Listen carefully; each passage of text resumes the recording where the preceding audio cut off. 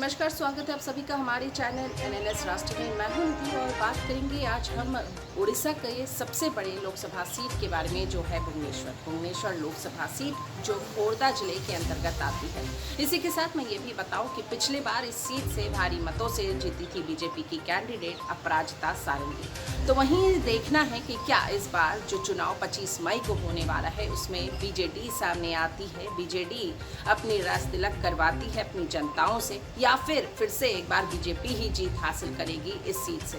इस खबर में, अपने इस खास रिपोर्ट में हम आपको वो हर चीज़ बताएंगे जो है खास भुवनेश्वर लोकसभा सीट के बारे में, चाहे वो इतिहास हो, चाहे वो समीकरण हो, या फिर तीनों पार्टी के प्रचार प्रयास, अपनी जनताओं तक अपनी बात रखने की हर वो चीज़ इस्तेमाल करना जिससे वो अपनी जनता को लुभा सके। इसी के साथ मैं ये भी बताऊं कि इस बार फिर से जो है बीजेपी अपनी इस सीट पर अपराजिता सारंगी को ही उतारी है अपने तरफ से। अब देखना है कि क्या फिर से एक बार इतिहास दोहराती है या फिर बीजेपी का पल्ला साफ होता है। इस पूरी जानकारी को देखने के लिए देखिए हमारे इस खास रिपोर्ट को। उड़ीसा में लोकसभा चुनाव को लेकर लोगों में खास क्रेज नजर आ रहा है। इस बार भी खोर्धा जिले में आने वाले भुवनेश्वर लोकसभा सीट पर सबकी निगाहें टिकी है, क्योंकि यह निर्वाचन क्षेत्र भारत की चुनावी राजनीति में अपना महत्वपूर्ण स्थान रखता है। इस सीट पर छठे चरण में यानी 25 मई को चुनाव को मतदान होगा। साल 2019 के लोकसभा चुनाव में इस सीट पर बीजेपी कैंडिडेट अपराजिता सारंगी ने जीत दर्ज की थी। उन्होंने बीजू जनता दल यानी बीजेडी के अरूप मोहन पटनायक को मात दी थी। इस बार भी बीजेपी ने अपराजिता सारंगी को ही चुनाव मैदान में उतारा है। अब देखना है कि क्या लगातार दूसरी बार इस सीट पर बीजेपी कब्जा जमा पाती है। भुवनेश्वर लोकसभा सीट ओडिशा के 21 संसदीय क्षेत्रों में से एक है। साल 1952 से लेकर 1971 तक लगातार इस सीट पर कांग्रेस का कब्जा रहा। 1977 के बाद लगातार 2 बार फिर कांग्रेस ने यहां से चुनाव जीता, जबकि 1977, 1989 और 1991 में सीपीआईएम ने इस लोकसभा सीट पर बाजी मारी थी। फिर बीजू जनता दल यानी बीजेडी का इस सीट पर दबदबा रहा। पार्टी ने 1988 से लेकर 2014 तक लगातार 5 बार इस सीट पर चुनाव जीता।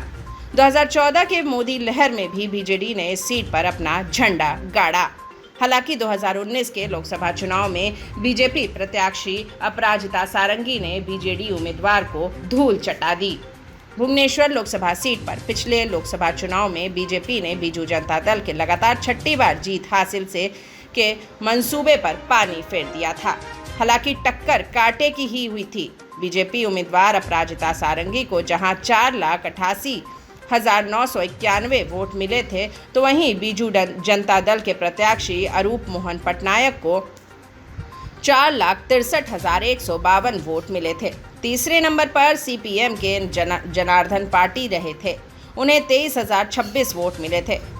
बात करें 2014 के लोकसभा चुनाव की, तो भुवनेश्वर लोकसभा सीट पर प्रसन्न कुमार पटसानी ने जीत हासिल की थी। उन्होंने बीजेपी के प्रत्याशी पृथ्वीराज हरिचंदन को 1,89,477 वोटों को से हराया था। इस बार भी बीजेपी और बीजू जनता दल के बीच ही कड़ी टक्कर की उम्मीद है। बीजेपी ने एक बार फिर अपराजिता सारंगी को ही चुनावी मैदान में उतारा है, तो वहीं बीजू जनता दल ने मनमथ राउतराय को इस सीट से उतारा है। उन्होंने हाल ही में एयर इंडिया के पायलट की नौकरी से इस्तीफा देकर राजनीति में कदम रखा है। बीजेडी में शामिल होने के कुछ दिन बाद ही उन्हें सीट पर बीजू जनता दल का प्रत्याशी बना दिया गया। तो चलिए, सुना आपने हमारे इस खास रिपोर्ट को, जहां हमने आपको हर इतिहास बताया, हर चीज़ दिखाया भुवनेश्वर लोकसभा सीट के बारे में, जिसके लिए लोगों का खास क्रेज है, जिसके लिए लोग अपनी नज़र टिकाई हुई हैं। और 25 मई को सारे लोग जाके वोट करेंगे, क्योंकि कहा जाता है कि उड़ीसा का सबसे बड़ा सीट जो है ये भुवनेश्वर लोकसभा सीट है। खैर, अब तो ये वक्त ही बताएगा कि किसकी होती है जीत और कौन होता है आउट ऑफ द ट्रैक। तब तक के लिए देखते रहिए एनएनएस राष्ट्र। नमस्कार।